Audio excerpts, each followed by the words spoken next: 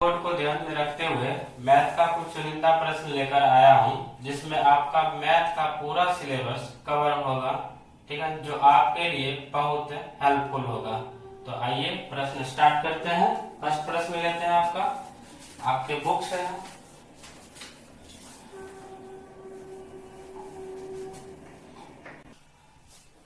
Question number 1, 2.47 पर recurring को P/Q के रूप में बदलना है।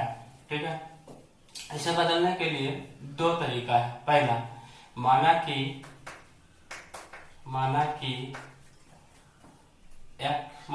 परमेय संख्या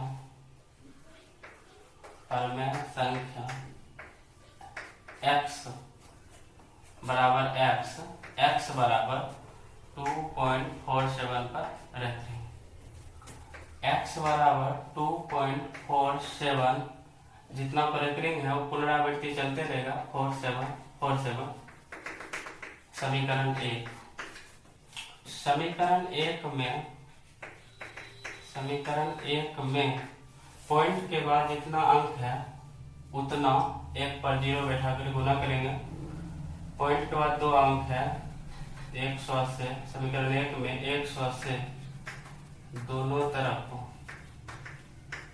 तरफ गुना करने पर, इधर गुना करेंगे तो 100 होगा।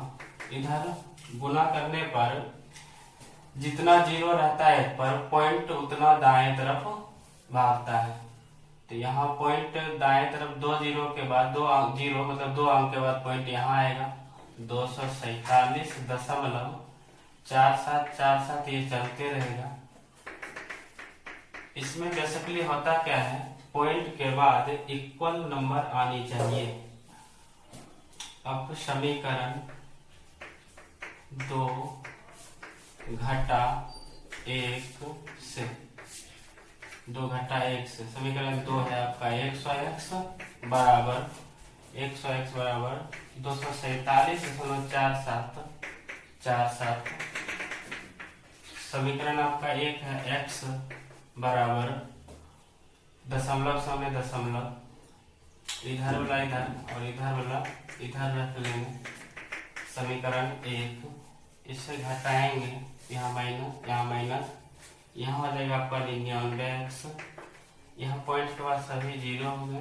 पॉइंट 7 में 2 गया 5 4 2, इसलिए x बराबर आपका 245/99। यही आपका आंसर है। दूसरा सेकेंड मेथड है आपका, शॉर्ट मेथड जिसे कहते हैं। इसे P/Q के फॉर्म बदलने के लिए सबसे पहले जितना नंबर है पूरे लिख लेते हैं। संख्या को 247 है, जितना पर रेकरिंग नहीं है उतना घटा देंगे बटा जितना पर रेकरिंग है उतना 9 और जितना पर रेकरिंग पॉइंट के बाद जितना पर रेकरिंग नहीं रहता उतना जीरो। ऐसा कोई भी नंबर नहीं है तो 245/99 ये आपका आंसर है। सेकेंड आपका जांच कीजिए कि किसी प्राकृतिक संख्या के लिए संख्या 6 पर पावर n अंक 0 पर समाप्त हो सकती है। तो 6 पर पावर n, 6 को अगर हम अभाज्य गुणनखंड करें जिसे लिख सकते हैं 2 गुना 3 यानी 2 गुना 3 पर पावर n। इसके गुणनखंड में अंक 0 पर समाप्त होने के लिए 5 अवश्य होनी चाहिए, लेकिन 6 पर पावर n के अभाज्य गुणनखंड में 2 और 3 है। साथ ही अंकगणित आधारभूत प्रमेय से प्रत्येक संख्या का अभाज्य गुणनखंड अद्वितीय होता है। अब कहोगे कि सर ये जो होता है प्रत्येक संख्या का अभाज्य गुणनखंड अद्वितीय का मतलब क्या होता है? अंकगणित आधारभूत समझाइए हमको। तो अंकगणित आधारभूत तो क्या होता है समझिएगा इधर। जैसे हम 100 को मतलब किसी संख्या को अभाज्य गुणनफल के रूप में लिखना, ठीक है, लिखना अद्वितीय होता है। जैसे कि 2 5 10, 2 से 25 5 25। तो 100 का जैसे लिखे कोई संख्या है, ये कोई भी संख्या अभाज्य संख्याओं के गुणनफल के रूप में होता है। जैसे 5 गुना 5, इसमें आया 2 नाम का आवाज संख्या, जैसे 2 पर पावर 2, 5 नाम का आवाज संख्या आया। क्रम उल्टा पुल्टा हो सकता है, जैसे कोई विद्यार्थी ऐसे भी हो सकता है कि 5 दूना 10, 5 चौक 20, 2 दूनी 4, ऐसे भी कर सकते हैं। तो इसमें भी आपका या 5 पर पावर 2 गुना 2 पर पावर 2। यानी कि कहने का मतलब ये हुआ कि अगर किसी संख्या को हम अभाज्य गुणनखंड के रूप में लिखते हैं तो उसमें सिर्फ अभाज्य संख्या के गुणनफल के रूप में आता है। यानी कि किसी संख्या का अभाज्य संख्या अद्वितीय होता है। ऐसा नहीं होता कि इसे कोई दूसरा विद्यार्थी करेगा तो 2 का बदला 3 आ जाएगा, ऐसे नहीं होता। तो अद्वितीय का मतलब होता है कि जो उस संख्या के गुणनखंड करने पर अभाज्य संख्या आएगा वही रहेगा, दूसरा नहीं आ सकता है। तो इस प्रकार से मुझे पता है कि किसी संख्या का अंक शून्य पर समाप्त होने के लिए उसमें 2 और 5 का होना जरूरी है। तो इस संख्या का 6 का जब अभाज्य गुणनखंड किए हैं तो 2 आया लेकिन इसमें 5 नहीं है, तो इसमें क्या होती, तो शून्य अंक शून्य पर समाप्त होती। तो इसमें 5 अगर होती तो शून्य पर समाप्त होती, लेकिन 6 के गुणनखंड में 5 तो है ही नहीं, तो इसका मतलब ये शून्य पर समाप्त नहीं हो सकती है। और आधारभूत प्रमेय कहता है कि किसी संख्या का अभाज्य गुणनखंड अद्वितीय होता है, मतलब उसमें दूसरा गुणनखंड नहीं आ सकता है, जो निहित है वही होगा। इस प्रकार से ये कभी शून्य पर समाप्त नहीं होगी। आइए तीसरा क्वेश्चन देखते हैं। सिद्ध कीजिए कि √5 एक अपरिमेय संख्या है।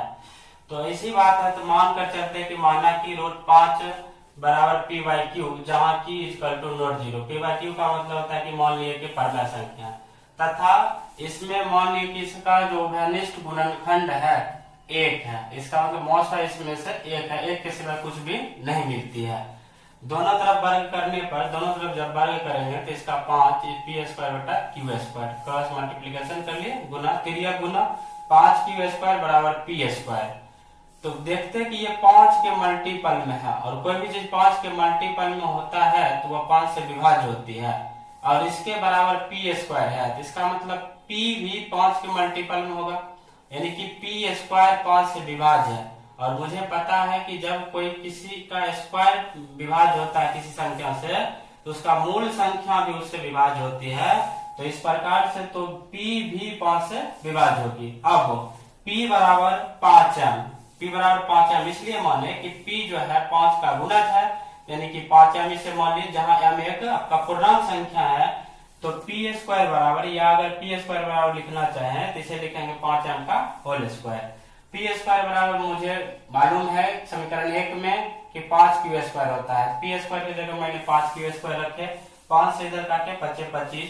अब यहाँ देख पा रहे फिर वही वाला हाल कि 5m² है, यानी कि ये 5 का गुणज है, तो यानी कि q आपका क्या हो जाएगा, q² 5 से विभाज्य हो गया, और 5m² बराबर q² है। जब ये 5 का गुणज है तो ये भी आपका 5 का गुणज होगा, यानी कि ये 5 से विभाज्य होगी, तो ये 5 से विभाज्य होगा तो q भी आपका 5 से विभाज्य होगी।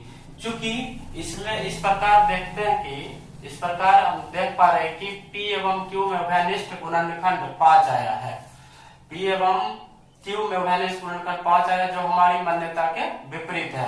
अतः हम कह सकते हैं कि √5 एक अपरिमेय संख्या है। आइए क्वेश्चन नंबर 3 देखते हैं। संख्या 6, 72 और 120 का अभाज्य गुणनखंड विधि द्वारा HCF और LCM ज्ञात कीजिए।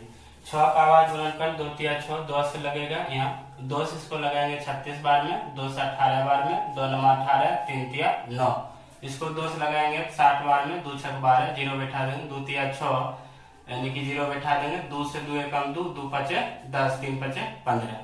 6 का 2 गुना 3 72 को, 72 2 आया 3 बार, गुणनफल करें तो इसलिए लिख दे 2 पर पावर 3 गुना 3 पर पावर 2, इसे लिखने में सहूलियत होता है। 120 पर 120 बराबर 2 पर पावर 3 गुना 5। अब क्या करना है, इसमें HCF का मतलब होता है कि पावर घात जो सभी में जो संख्या मिलती है, पहले वो चूज करना है कि इस सभी में कौन सी संख्या मिलती है, तो 2 मिल रही है, इसमें सबसे कम पावर किसका है उसी को ले लेंगे। सबसे कम पावर इसका है 2, इसको ले लेते हैं। यानी कि एचसीएफ में कम पावर वाले को लिया जाता है। एलसीएम में क्या होता है, एचसीएफ देख लेते 2, उसके बाद देखते हैं और संख्या कोई मिल रही है 3 ओम में, हाँ मिल रही है 3 ओम में 3 मिल रही है। इसमें सबसे कम पावर क्या है 1 है, यानी कि 3 ले लेना इसमें। और देखते हैं 5 सिर्फ 120 में है और किसी में नहीं है, सभी में जो मिलता है वह संख्या लिया जाता है, उसमें से भी कम पावर वाले को, यानी कि 2 तिया 6 है इसका एलसीएम।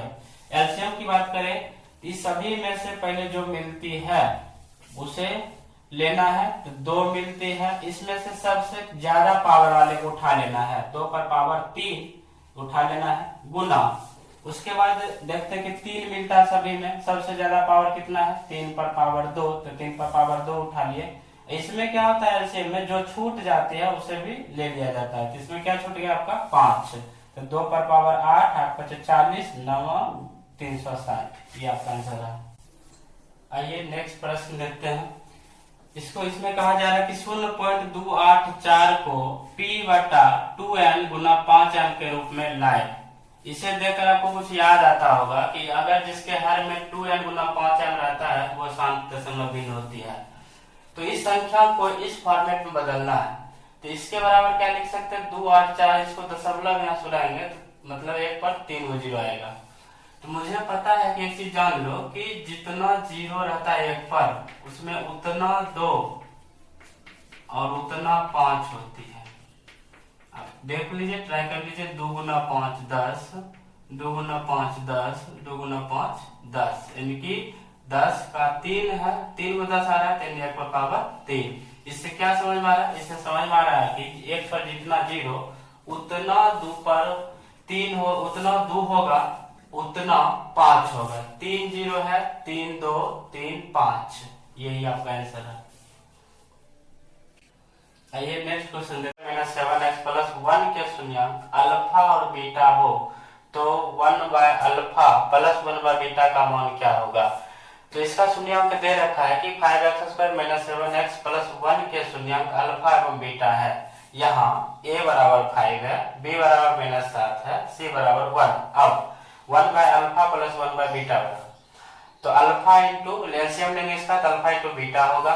अल्फा से अल्फा कटा तो बचा बीटा, तो बीटा एकम बीटा, बीटा से बीटा कटा तो अल्फा एकम अल्फा, अल्फा एकम अल्फा, यानी कि अल्फा प्लस बीटा का मान मुझे पता है कि अल्फा प्लस बीटा बराबर होता है माइनस बी बाय ए, अल्फा इंटू बीटा बराबर होता है सी बाय ए से ए आपका कट गया, बचा माइनस बी बटा सी। तो b का मान है -7, ये माइनस इसके लिए, और b का मान -7, तो -7 माइनस माइनस प्लस, और c का मान कितना है 1, यानी कि 7/1, ये आपका आंसर है। चलो नेक्स्ट क्वेश्चन आपका है 3 पूर्णांक 3/8 का दशमलव प्रसार ज्ञात कीजिए।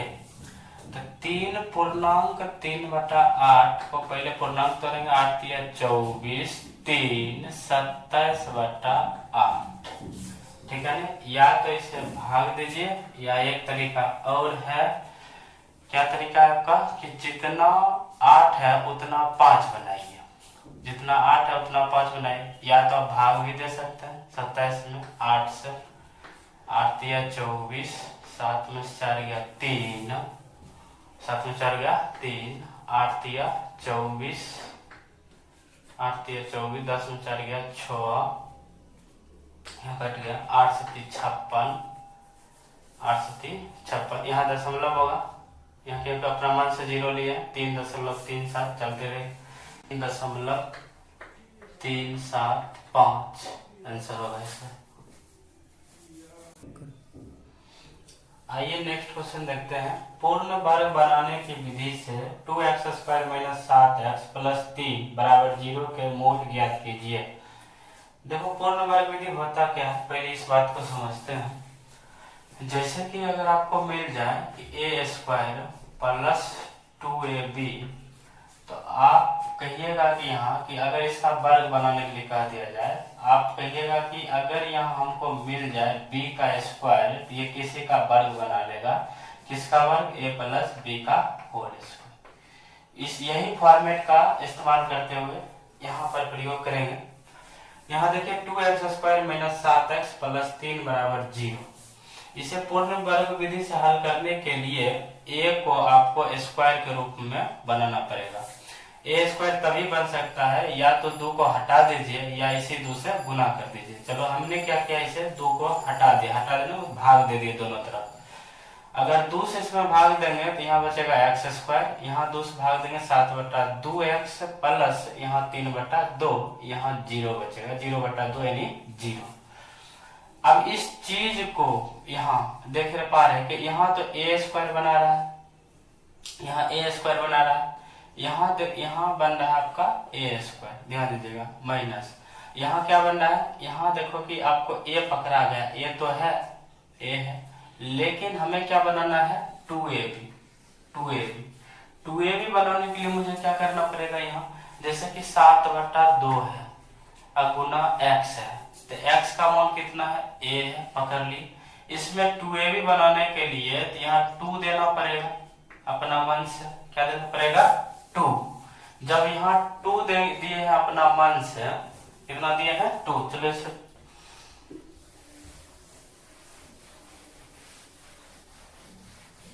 2 से गुना किए तो नीचे भी 2 देना पड़ेगा, ठीक है ना, क्योंकि फिर 2 कट जाएगा, 7/2 ही बचा है आपका, ठीक है। तो यहाँ देख पा रहे हैं कि 2 ये आपका मिल गया, जो बच जाता है उसे हम b कहते हैं, जो बच जाता है उसे हम क्या कहते हैं, b कहते हैं। तो यहाँ पर ही क्या करेंगे, x² माइनस यहाँ 2a भी बनाते हैं, 2a तो आपको पता है x है, a क्या है, x है, चलो x रख देते हैं। b यानी कि 7/2 है, 2 अपना मन से गुना किए हैं, इस यहाँ अपना मन से नीचे में भाग भी देते हैं, क्योंकि किसी चीज में मेरा बढ़ाने का औकात नहीं है कि किसी चीज को बढ़ा सकते हैं या घटा सकते हैं, रूप परिवर्तन कर सकते हैं। प्लस अब देख रहे हैं कि a² माइनस 2a, अब b के जगह क्या बन गया 7/4। अगर यहाँ हम 7/4 दे दे, 7/4 का स्क्वायर बढ़ा दे, ये किसी पैटर्न, कोई पैटर्न बना रहा है, वो बना रहा है a माइनस b का होल स्क्वायर। देखिए a² minus 2ab plus b²। फिर हमने यहाँ क्या किए, फिर मैंने यहाँ क्या कि अपना मन से 7/4 इसमें ऐड कर दी, उतना ही हमने घटा लेंगे, उतना हम फिर क्या करेंगे, घटा लेंगे, 7/4 का होल स्क्वायर घटा लेंगे, ये जो बचा है उसको लिखते चल रहे, 3/2 बराबर 0। आप यहाँ से यहाँ तक देखिएगा तो किसी सूत्र पर बैठ रहा है, वो कौन सा सूत्र है, तो देख पा रहे हैं कि a माइनस b का होल स्क्वायर है, तो a की जगह क्या x है, b की जगह क्या है 7/4 का होल स्क्वायर, 7/4 का होल स्क्वायर। इधर इसका स्क्वायर करेंगे तो 49 आएगा, 49/4 का स्क्वायर 16 आएगा, यहाँ आएगा आपका प्लस 3/2 बराबर 0। ये सभी को उधर लेकर चल जाना है राइट हैंड साइड, और ये स्क्वायर वाला इधर बचा लेना है। तो x माइनस 7/4 का होल स्क्वायर माइनस उधर जाएंगे आप तो प्लस हो जाएगा, और ये प्लस उधर जाएगा तो माइनस हो जाएगा। यहाँ से आप कैलकुलेशन करते जाइए, आपका काम बन जाएगा। x माइनस 7/4 का होल स्क्वायर, यहाँ एलसीएम लेंगे तो 16 होगा, 16 कम 16 तो 49 से कम 49, 2 8 16, 3 8 24, 3 8 24। यहाँ देखेंगे अब x माइनस 7/4 का होल स्क्वायर बराबर कितना है 25/16। तो आप यहाँ क्या कीजिएगा, x माइनस 7/4 इधर स्क्वायर उधर जाएगा तो रूट आ जाएगा 25/16। जब रूट से ये बाहर निकलेगी 7/4 तो प्लस माइनस 5/4 होगा, इसलिए x बराबर क्या हो जाएगा आपका, तो हो जाएगा 7/4